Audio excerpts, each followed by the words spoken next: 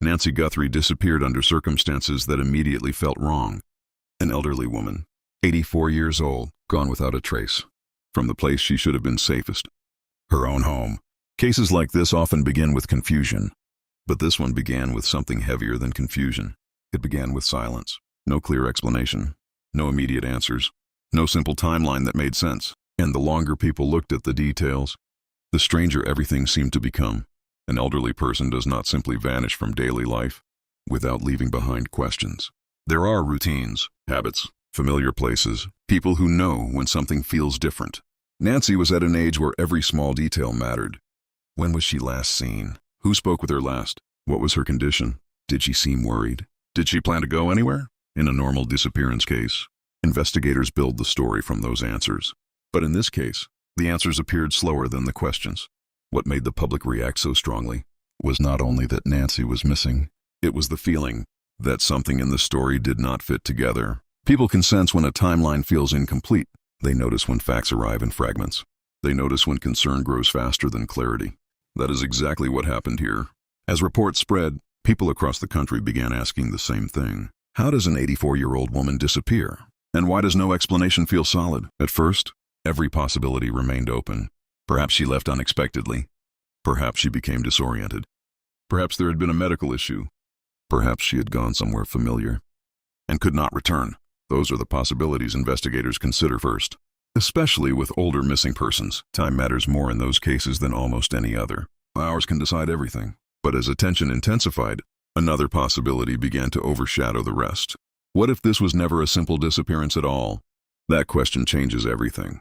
Because once people suspect foul play, every ordinary detail becomes suspicious. A delayed phone call, a strange statement, a missing item, a timeline gap measured in minutes. What was once background noise suddenly becomes evidence. And in the Nancy Guthrie case, the public began doing exactly that. Neighbors, viewers, online communities, and true crime followers started reconstructing what little was publicly known. They looked at reported timelines. They compared statements.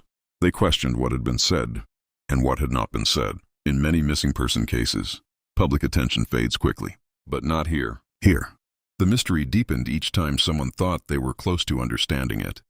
The hardest part of cases like this is that age creates urgency. Nancy was not a young adult expected to move freely without explanation. She was an elderly woman whose sudden disappearance raised immediate alarm. That changes how people emotionally process the case. It creates fear. It creates sympathy. And it creates pressure on authorities to move fast. Yet speed alone does not solve a case. When facts are thin and certainty is absent. Some people focused on the physical environment. Could she have wandered? Could she have fallen nearby? Could she have become trapped somewhere unseen? Search teams in similar cases often comb surrounding areas first.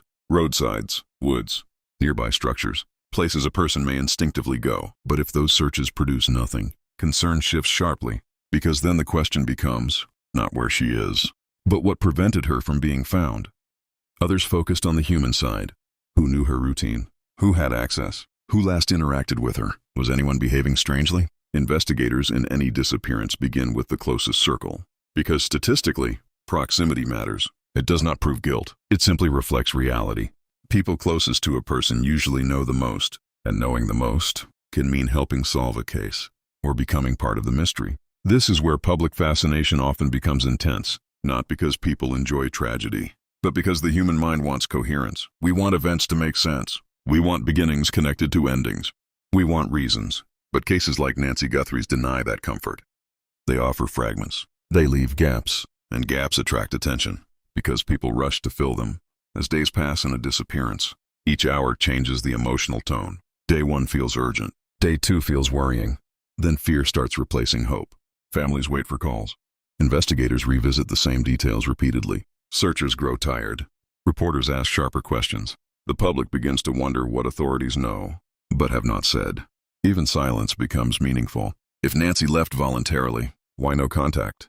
If she was confused, why no clear trace nearby? If someone else was involved, what evidence existed? If there was evidence, why no immediate resolution? Every route led to another unanswered question. That is the engine of true mystery. Not one question, but a chain reaction of them. There is another reason this case struck people so deeply. Elderly victims trigger a universal response. They remind people of parents, grandparents, vulnerable relatives. They make the danger feel personal. Many viewers were not just following a story. They were imagining someone they love in the same situation. That emotional identification keeps people watching long after headlines fade. The public often expects investigations to move like television. Quick clues, fast arrests, clear motives. Real life is slower. Real life is messy. Real life depends on evidence, not intuition. Officers may suspect something long before they can prove it. They may know a timeline is weak before they can challenge it publicly. They may wait quietly while the public grows impatient.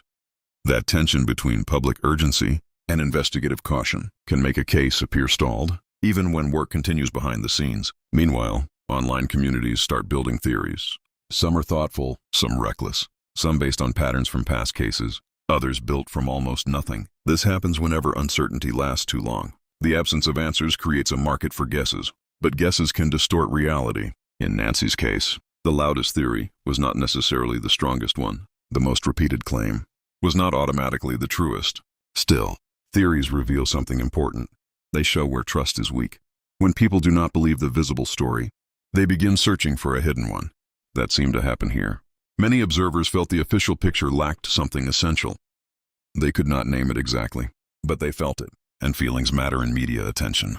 Though not in courtrooms, a case can dominate public conversation because it feels unresolved. Even when investigators remain silent, that unresolved feeling keeps audiences returning for updates, scanning for new developments, replaying old details, hoping one small fact will suddenly reorder everything. Sometimes that fact is tiny. A timestamp, a camera angle, a receipt, a call log, a witness who remembers something differently months later. Major cases have turned on details so small. They seemed meaningless at first. That is why investigators preserve information carefully, because what means nothing today can become central tomorrow. If foul play occurred, then someone likely believed they could control the narrative. Many crimes rely not only on action, but on storytelling afterward, creating confusion, delaying suspicion, offering partial truths, appearing calm, suggesting innocent explanations. Human beings often focus on physical evidence and forget that deception itself can be a tool. If no crime occurred, then the tragedy is different. But equally painful, it means an elderly woman vanished through vulnerability, accident, or misfortune, and the world still cannot bring her home.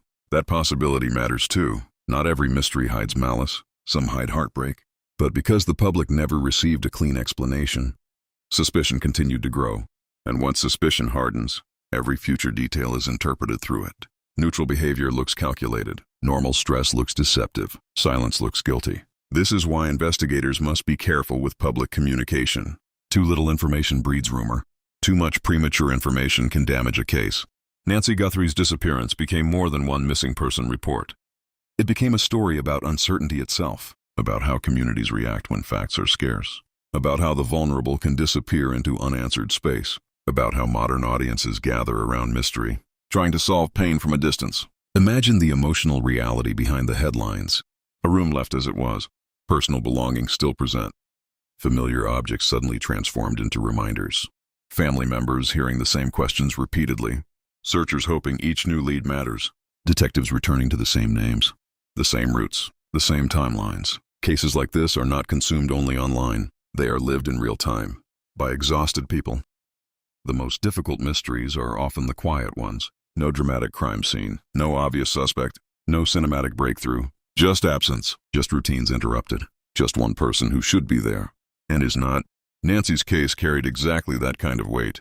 There may come a moment in this case when one fact changes everything. A recovered item, a revised statement, a forensic result, a witness finally speaking honestly. Years of confusion can collapse in one afternoon when the right detail surfaces. Until then, people remain trapped between possibilities. Was Nancy taken by someone who knew exactly how to exploit trust? Did she leave into circumstances no one could predict?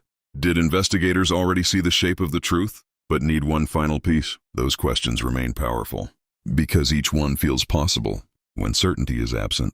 And then there is memory. Every day a case remains unresolved. The person at its center risks becoming secondary to the mystery around them. Nancy Guthrie was not merely a headline.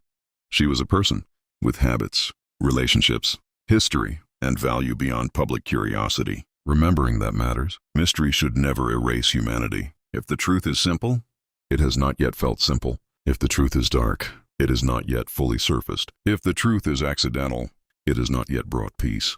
Every path still leads back to the same fact. Nancy Guthrie disappeared, and people are still trying to understand why. Until that answer comes, the case remains suspended between fear and hope. Fear that something terrible happened. Hope that one overlooked detail still waits to be recognized. In mysteries like this, hope often survives longer than logic expects.